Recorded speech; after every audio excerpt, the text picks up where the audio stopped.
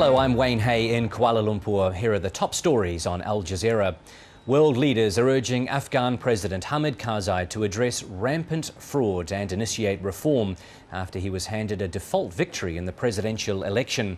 His rival Abdullah pulled out of a runoff, saying it would be rife with fraud like the first round.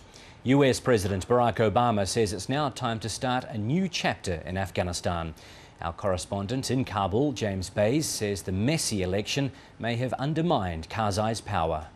He has come out of a process that has question marks all over it. The first round, there was that fraud, committed much of it by Karzai supporters, but some of it by Dr. Abdullah's supporters, and then there was no second round in the end. So the process has question marks. The other downside for Karzai is the stature now of Dr. Abdullah. There is one figure who could, I think, now be described as the leader of the opposition to Karzai, and he's waiting there in the wings. A suicide bomber has killed 35 people near Pakistan's military headquarters in Rawalpindi. Most of the victims were waiting to cash paychecks. Hours later, two suicide bombers attacked a police checkpoint near the city of Lahore, injuring at least 7 officers.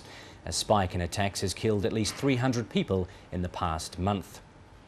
Senior US officials have arrived in Myanmar for Washington's highest level talks with the military rulers in 14 years. Led by Assistant Secretary of State Kurt Campbell, the delegation will meet the generals and the Prime Minister Thein Sein in the capital Naypyidaw. They're also expected to meet detained democracy leader Aung San Suu Kyi during the 2-day visit. Chinese forces in the western region of Xinjiang are launching a rigid security campaign. The region's capital, Urumqi, was hit with ethnic violence twice this year, leading to the deaths of about 200 people. Han Chinese and ethnic Uyghurs clashed in the streets in July, and a series of needle stabbings by Uyghurs stoked new protests by Han Chinese in September.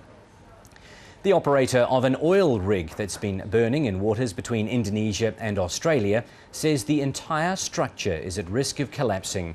A well below the rig has been leaking oil for 10 weeks. For the latest updates, you can log on to our website. The address is aljazeera.net/English.